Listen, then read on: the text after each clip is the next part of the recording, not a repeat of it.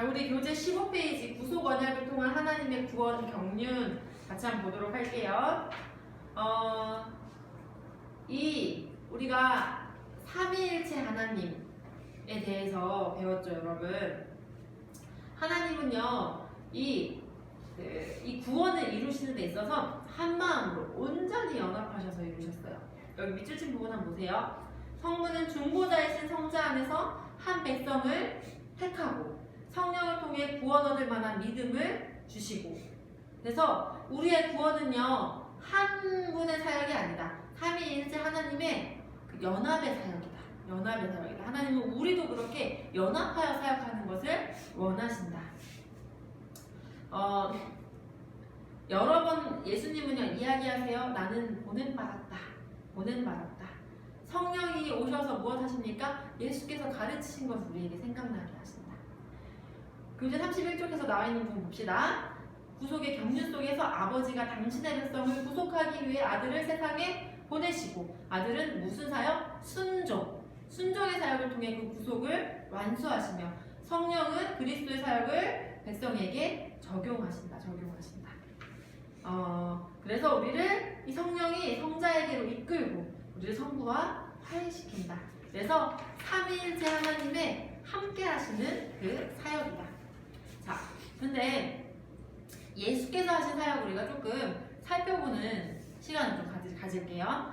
예수께서요 구속 언약의 완수는 예수께서 하신 순종을 통해서예요. 우리는요 그 예수께서 하신 그 순종, 그 예수님이 사신 그 삶을 따라가는 게 우리의 그 제자의 삶이라고 할 수가 있어요. 근데 예수께서 하신 순종을 우리는요 능동적 순종과 수동적 순종 두 가지로 이야기를 해볼 수가 있어요. 능동적 순종은 무엇이냐면요, 예수께서는요 율법 아래에 자신을 기꺼이 주셨어요. 그리고 율법을 지킬 의무를 스스로에게 부과를 하시고요, 그 계명들을 능동적으로 다 기꺼이 순종하셨어요. 율법은 무엇이에요? 하나님의 성품의 반영이라고 할 수가 있어요. 하나님이 얼마나 선하신 분이신지 그것을 알려주고 그것을 닮아가는 삶을 살게 하는 것이 그 율법이라고 할 수가 있어요. 우리는요 율법을 통해 우리는 알죠. 뭐를 알게 돼요? 나는 그 율법을 다 지킬 수 없는 자이더라. 내 힘으로는 구원을 이룰 수 없는 자이더라. 근데 예수께서는 오셔서 율법 아래에 자신을 두시고 그걸 다 이루세요. 그래서 그 의를 우리에게 선물해 주세요. 하나님이 하나님 백성에게 부여하신 모든 의무를요 예수께서 이행하심으로, 우리의 율법이 요구하는 모든 것을 행하심으로 그 의를 우리에게, 그 그리스도의 의를 우리에게 선물해 주셨어요. 죄가 없으신 분이세요. 근데 그 죄가 없으신 분께서 새 요한에게 세례받기를 자청하시잖아요. 그쵸? 그게 바로 그 능동적 순종을 보이신 예라고 할 수가 있어요. 그러니까 그것을 통해서 얘기하시는 거예요. 나는 너에게, 나는 그거 세례 받을 필요 없어. 그런데 너에게, 우리에게 부여된, 하나님의 백성이 우리에게 부여된 모든 의무를 다 자기가 이행을 하세요. 이행하시고 그 온전한 의, 정말 아무 흠도 없는 그 의를 우리에게 선물로 주신 거예요. 그것이 바로 칭의. 우리가 받은 그 의. 수동적으로 순종하세요. 수동적 순종은 무엇이냐면요, 하나님 아버지께서 요구하신 것을 수동적으로 받아들이세요. 이게 무슨 말이냐면요, 자신을 하나님의 심판에 내어 맡기세요. 우리가 받아야 할 징벌을 대신 감당하시는 그 자리를요 받아들이세요. 예수님께서요 그 십자가 징벌의 자리를 앞두고요 무엇이라고 하십니까? 마태복음 26장 39절에 보면요, 내 아버지여, 만일 할만하시거든 이 잔을 내게서 지나가게 하옵소서. 그러나 나의 원대로 마시옵고 아버지의 원대로 하옵소서. 예수님께서는요 자신 앞에 놓인 그 하나님의 진노의 잔을요 고통 가운데 받아들이셨어요. 그리스도는 그때는요 수동적이셨어요. 무엇을 하지 않으셨어요. 그냥 받아들이셨어요. 힘이 있으시고 능력이 있으신데요 그냥 받아들이셨어요. 그리스도께서는요 옛 언약의 저주를요 스스로 받아들이셨어요. 하나님의 백성 우리를 대신해서요 그분의 징벌을요 순순히 받아들이셨어요. 하나님께서 보내신 예수님은요 그렇게 순종하셨어요. 우리도 인생에서 이거 해야 되는 거예요, 여러분. 우리도 인생 가운데서요 우리도요 능동적으로요 하나님께서 우리에게 허락하신 그 그리스도의 의를 선물 받은 자로서 성령께 계속 구하면서 그 하나님 성령이 우리 안에서 일하시도록 우리가 그 일을 계속 해야 돼요. 우리도요 그 하나님께서 주신 그 율법을 지키면서 살아야 돼요. 열심히 지키면서 살아야 돼요. 예수님이 우리에게 주신 그 의를 받은 사람으로서 계속 무릎 꿇고요. 하나님 제가 그렇게 살 수 있게 도와주세요 해서 하나님 주신 힘으로요 그렇게 살아가는 거예요. 그리스도의 의를 가진 사람답게 하나님 백성답게 살아가는 거예요. 그리고 여러분 우리 인생에서 때로 우리도요 우리가 십자가 지어야 할 때 우리도 예수님이 하신 것처럼 순순히 받아들여야 되는 거예요. 하나님께서 우리에게요 우리 인생 살아보면 그렇지 않아요 여러분? 우리가 할 수 있는 것들이 있어요. 근데 우리가 할 수 없는 것들이 있어. 예를 들어서요 우리가 시험을 두고 어떤 공부를 열심히 해요. 공부를 열심히 시험 시간까지 열심히 하는 거 우리가 할 수 있는 거예요. 하나님 우리가 할 수 있게 하신 거예요. 그 열심히 해야 돼요. 그런데요 결과는 하나님 손에 달린 거죠.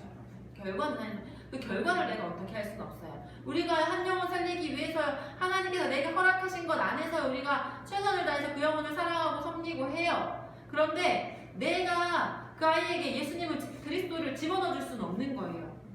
그쵸? 그 아이에게 그 카이로스의 순간이 오는 것은 하나님이 하시는 일이에요.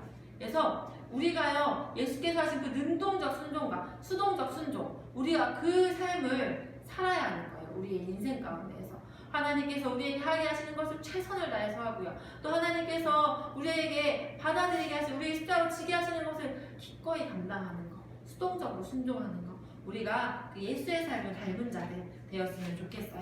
여러분 한 장 넘기셔서 16쪽 보시면요 어떻게 세 분이 같이 이렇게 하시는지 한 번 더 얘기가 나와요. 성자의 자기 내어줌 그리고 성령의 중생사역 이것이 뭐야? 성부의 영원한 계획을 집행하는 것이다. 이렇게 한 번 더 정리를 해줘요. 그리고요 그리스도 안에서 우리는 창세 전에 선택받았다. 그리고 그리스도도 예수께서도요 창세로부터 죽임당한 어린 양으로 불리고 있다라고 한 번 더 이야기를 해줘요. 그러면서 이제 마지막에 이 얘기 나오죠. 삼위일체 하나님이요 동일한 본질과 성품으로 우리를 구속하기로 합의하셨다라는 얘기 나와요. 그 마지막에 밑줄 쳐져 있는 부분은 무슨 얘기냐면 구속 언약은 이렇게 누구? 하나님, 예수님, 성령님 사이 삼위 하나님 사이에 있었던 일이다. 그런데 앞으로 이어질 창조 언약부터 있을 그 모든 언약들은 인간 역사 속에 있다. 창조물과 피조물 사이에 맺어진 언약이다. 이렇게 정리를 해요. 우리 여러분 하나님이 우리를 부르셨어요. 언제요? 창조 전에 부르셨어요. 삼위일체의 하나님이요 구원을 협력해서 이루세요. 세 분이 서로의 뜻에 온전히 함께 하셔서 이루셨어요. 영원 전에, 창세 전에 우리를 부르신 하나님, 영원 전에 약속하신 그 약속의 근거에서 삼위 하나님 사이에, 삼위일체 하나님 사이에 그 약속의 근거에서 오늘 우리에게 이 하나님 백성으로 살아가는 이 축복을, 이 생명을, 영생을 우리에게 주신 거예요. 구원을 위해서 일하신 것은요 삼위일체 하나님이세요. 우리의 잘나고 못나고 어떠함으로 받는 것이 아니에요. 삼위일체 하나님께서 함께 하신 그 연합의 그 사역으로 우리는 구원받은 자들이에요. 우리의 공로는 우리가 한 일은 전혀 없어요. 성령 하나님께서 우리 가운데 오셔서 믿음 깨닫게 하시고 거듭나게 하시고 적용하게 하세요. 성령님이 하시는 일이 바로 뭐예요? 성도를 거룩하게 하시는, 거룩하고 흠이 없게 하시려고 우리를 택하셨다라고 나오지요. 정말 우리가 그 생명 주신 이 삼위 하나님의 사역에 감사하는 자들 되었으면 좋겠어요. 삼위 하나님과 하나님 우리를 창조하시면서 그 계획하신 대로 하나님과 한마음 되어 사는 그 기쁨을 누리는 구속받은 자, 회복된 자, 그런 자로 우리가 이 생명 살아가고 또 그 기쁨을 전하는 우리의 삶이 되기를 소망합니다.